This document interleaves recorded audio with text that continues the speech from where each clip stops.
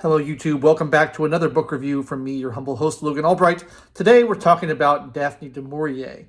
And I have this book, which I got at Barnes & Noble, called Don't Look Now by Daphne Du Maurier, Stories Selected and with an Introduction by Patrick McGrath from the New York Review of Books series, which is, I got another book that I reviewed recently by Anna Kavan in the same series, picked them both up at the same time. And I want to talk about Daphne Du Maurier because I love Daphne Du Maurier. Daphne Du Maurier is one of my favorite writers, and I always forget how much I love her until I read one of her books. The very first video I ever did on this channel was My Cousin Rachel, one of her novels, which was amazing. And then I read Rebecca, which was amazing. And then I read Jamaica Inn, which was amazing. And I've done all three in this channel. And she has many other novels, which I've not read, but all three of those are excellent. But I've never read any of her short stories. So I saw this on the shelf, and I thought, let's pick up some short stories by Daphne Du Maurier. And predictably, they are also amazing. She's great. She's a Cornish writer from Cornwall. She wrote kind of in the mid-20th century, which is a weird time for her to be writing because she kind of writes horror stories. They're not like classic horror stories. They're not totally horror, but there's a horror element to them. There's a gothic element to them. There's a spookiness to them. There's a darkness to them. And this middle of the 20th century is a little bit of a wasteland when it comes to horror writers because before that, you had like H.P. Lovecraft and his whole crew, all the people that inspired him, Arthur Machen and Algernon Blackwood and William Hope Hodgson and George MacDonald. And, a little bit earlier than that, you had people like Edgar Allan Poe writing and Mary Shelley and Bram Stoker and like late 19th century writers. There was all this great tradition of horror. And then it sort of died out after H.P. Lovecraft, and there wasn't very much going on until about 1970 when, The Exorcist and Rosemary's Baby came out. And I recently read a book, which I also did on the channel, about horror paperbacks and kind of how the horror paperback industry got really big. And that was really interesting. But it really started picking up around 1970. And in that middle period, like post-World War II, before 1970, there's not a lot going on. I guess you had Shirley Jackson, who I also love, writing in that time period. But not too many great horror writers from that period. So it's nice to see Daphne Du Maurier carving out her own space there. And she's very influenced by her native country of Cornwall. Most of her stories and novels take place there in one way or another. And that's I went to Cornwall last year. It's a beautiful countryside full of rocky cliffs and ocean. And it's got moors, and it's kind of atmospheric and spooky and moody. And it's a wonderful place to be. And I can see how it would inspire this kind of writing. And Daphne Du Maurier's stories are very famous because two of them in this collection, these are collected from other, story collections that she published during her lifetime. These are sort of the best. But two of them have been made into famous horror movies. One is the title story, Don't Look Now, was made into a horror movie in 1973 by Nicholas Roeg, starring Donald Sutherland. And I actually haven't seen that. I've been wanting to pick up a copy of it, but I haven't gotten to it yet. Probably when I do my annual October horror Blu-ray haul, I'll pick up a copy of it and watch it then. And then the other one is, of course, The Birds by Alfred Hitchcock, which Daphne Du Maurier wrote the story that it was based on. And she was very happy with Nicholas Roeg's adaptation of her work and very unhappy with Alfred Hitchcock's adaptation of her work, which is interesting. Let's talk a little bit about the stories themselves. Don't Look Now is a great story about a couple who have lost their daughter, their daughter has died, and they are trying to get away from their home. They're holidaying in Venice and trying to forget about their grief and their sadness. And the wife encounters these two twin sisters, one of whom is blind and one of whom is psychic. And they start telling her things about her daughter and about the future. And the husband is annoyed by this and spooked out. And they have, the wife suddenly disappears. They're trying to get back to England, and the wife disappears, and the husband can't find her. And it's a great story. There's a lot of twists and turns to it. There's a lot of little spooky elements to it that all come together nicely at the end. It's got a big twist ending, which is great. I thought it was a really, really nice story, and it really captures that sort of the feeling of the foreigner abroad, where you don't really, people kind of speak English, but you don't really speak the language. You might know a little Italian. The city is foreign. The landscape, the architecture, the layout of the streets is all unfamiliar. You don't really know what's going on.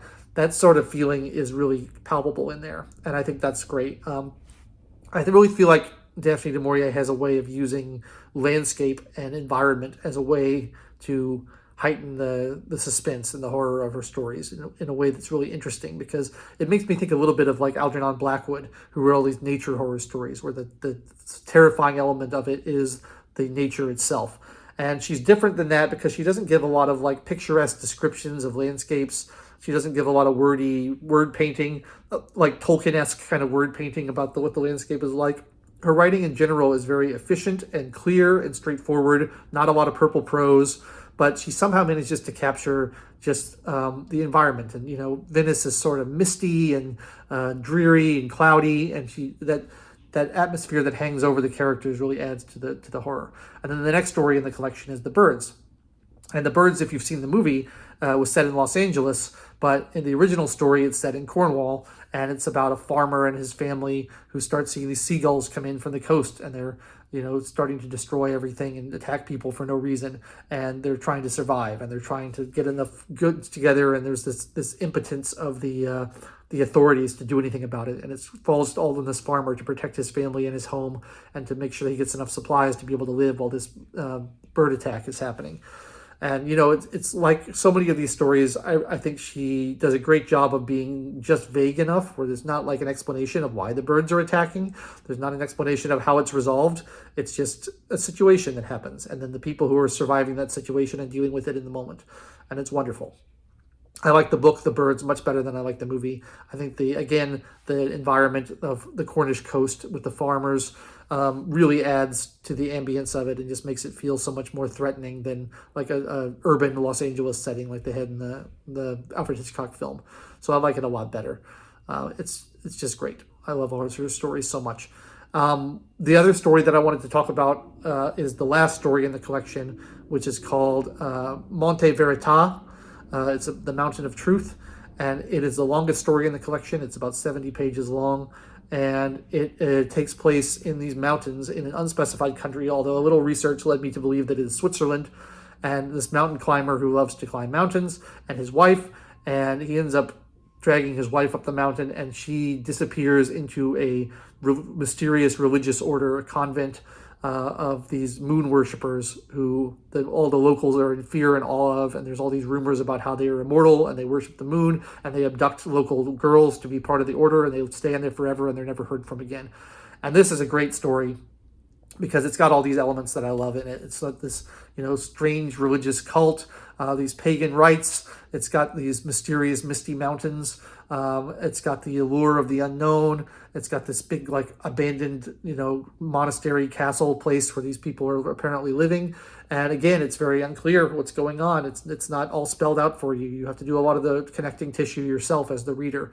And I think it makes the story so much better. But it's just like, it's a situation that I find really compelling. Whether or not it's resolved, whether or not there's a satisfying conclusion to the story, just the pieces there, the elements of it, the religiosity of it, the landscape of it, the nature of it, the atavism of it, the kind of going back to the primitive ways of worship.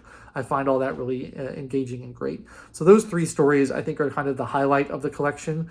There are other good stories in here too, and then a couple of kind of minor ones that I don't think are that interesting.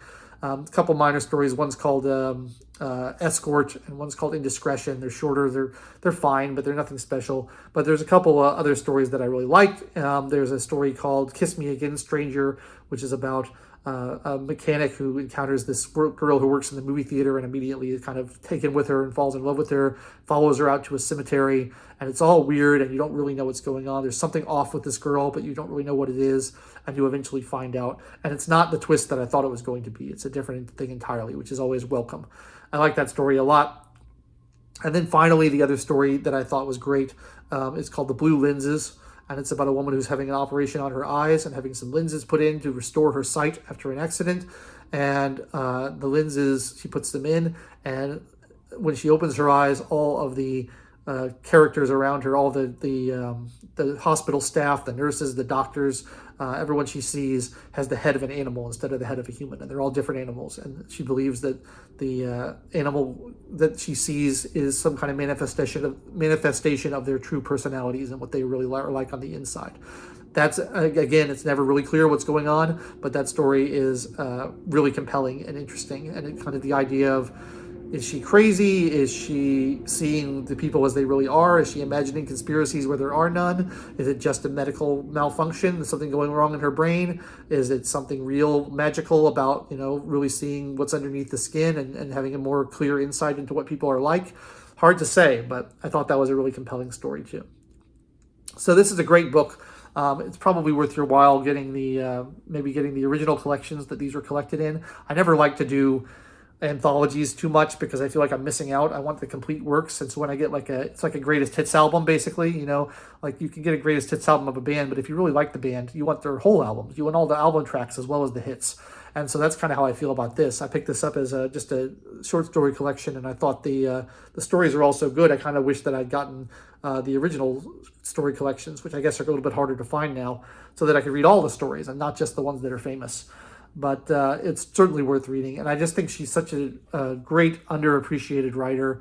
A lot of these stories really made me think of Twilight Zone episodes, and that's sort of where the intersection of, I guess, the horror genre and the 1950s or 60s really you see in popular culture, because you have a lot of these type of stories showing up as Twilight Zone episodes.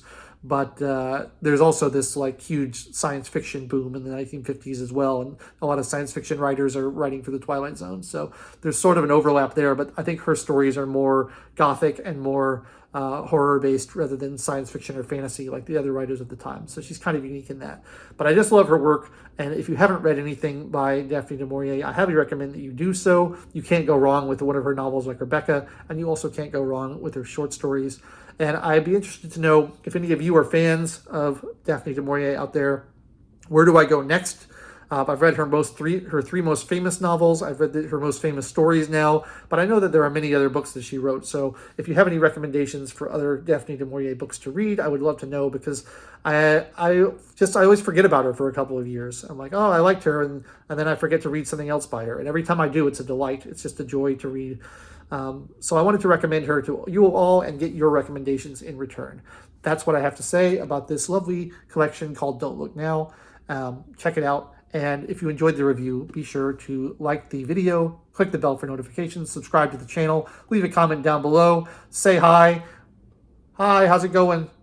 Introduce yourself. I'm glad that you're here. I'd love to talk to you. And I will be back next week with another book review for your viewing pleasure, and I hope it'll be a good one.